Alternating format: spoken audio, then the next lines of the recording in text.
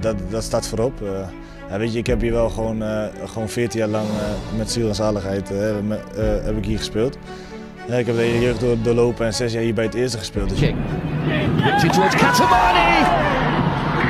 Simple finish! That ball in for Vikram. Van Neef!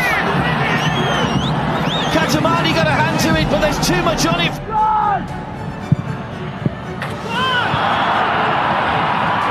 Zsekig, a kipattanó a miénk lehet, egy kapás, lövés, gól!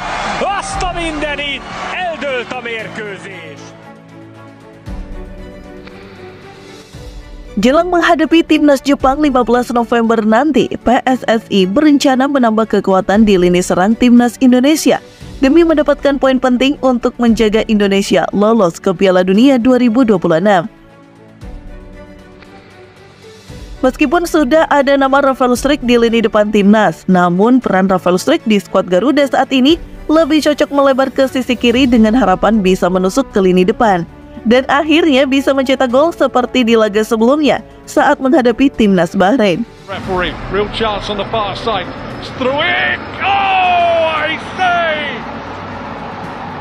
Bahrain 1, Indonesia 2! Setelah gagal menaturalisasi striker tajam milik FC Utrecht oleh Romani, PSSI dikabarkan tengah mendekati striker tajam lainnya yang bermain di klub Liga Super India Mumbai City, yaitu Alexander Yolvanif.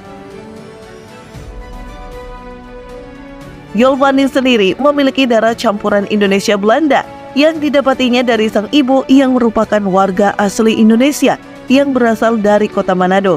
Sedangkan ayahnya sendiri merupakan warga asli Belanda yang tinggal di kota Rotterdam. Statistik Yolvanif bersama klub Mumbai City sangat luar biasa pada musim ini.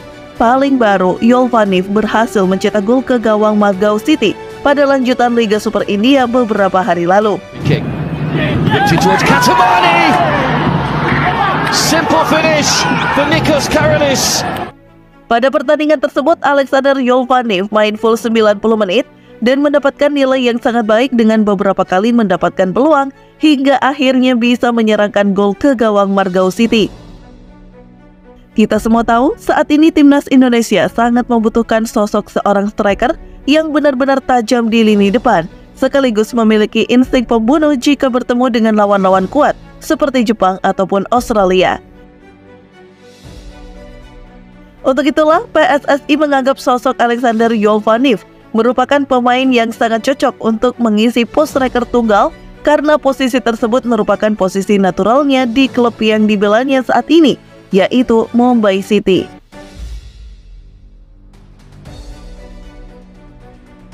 Saat ini Alexander Yolvanif benar-benar tengah kebingungan dalam menghadapi karir sepak bolanya di tingkat internasional. Pemain berdarah Indonesia Belanda itu baru-baru saja mengungkapkan rasa kekecewaannya terhadap pelatih anyar timnas Belanda, yaitu Ronald Koeman yang tak pernah sekalipun memanggil namanya ke skuad timnas Belanda untuk kualifikasi Piala Dunia kali ini. Situasi inilah yang memunculkan pertanyaan tentang masa depan Alexander Yolvanif bersama timnas Belanda dan membuka spekulasi tentang kemungkinan besar untuk beralih membela timnas Indonesia untuk kualifikasi Piala Dunia kali ini. Bisa dipastikan kehadiran striker setinggi 188 cm itu bakal membuat lini serang skuad Garuda lebih tajam lagi ketika nanti menghadapi laga-laga berat di pertandingan-pertandingan selanjutnya. Tak hanya bisa dipasang sebagai striker tunggal, Alexander Yolvanif juga bisa digeser ke posisi sayap kanan ataupun mundur sedikit sebagai gelandang serang jika nanti ada perubahan strategi sebagai opsi jika ada pemain yang mengalami cedera. Keserbabisaan itulah yang sangat diperlukan Sinteyong, karena dalam laga yang jadwalnya begitu berdekatan, pemain harus bisa bermain di posisi mana saja untuk menggantikan pemain yang rentan akan cedera dan juga untuk mengubah taktik strategi permainan. Alexander Yolvanif diyakini bisa langsung nyetel bermain dengan para sayap lincah timnas Indonesia yang dikenal sangat cepat dan disiplin pada saat menyerang ataupun pada saat membantu pertahanan. Dengan kata lain, hadirnya Alexander Yolvanif di ujung tombak, timnas Indonesia akan membuat lini serang skuad Garuda lebih tajam lagi, mengingat pengalamannya bermain di klub besar seperti Mumbai City sangatlah berguna jika nanti bertemu dengan pemain-pemain yang mempunyai pengalaman yang sama bermain di klub-klub asal Eropa. Selain kenyang pertempuran di level atas, nilai pasar Alexander Yolvanov yang tembus di angka 67 miliar semakin membuktikan kalau pemain berusia 29 tahun tersebut adalah sosok pemain jempolan dengan kualitas permainan di atas rata-rata. Saat ini, Alexander Yolvanov mengirimkan sinyal positif keinginannya untuk membela timnas Indonesia dengan beberapa kali memamerkan foto-foto keluarganya yang sedang berada di Indonesia.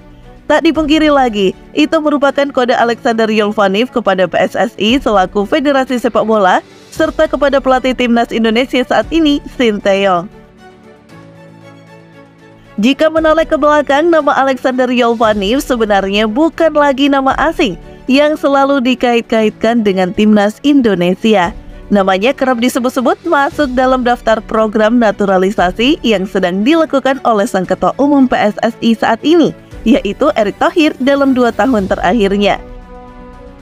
Jika benar nama Alexander Yolvanov akan bergabung dengan timnas Indonesia, tentu saja ini akan menjadi angin segar bagi para pecinta sepak bola Indonesia yang ingin melihat timnas kebanggaannya bisa masuk dan berpartisipasi di ajang sepak bola 4 tahunan tersebut.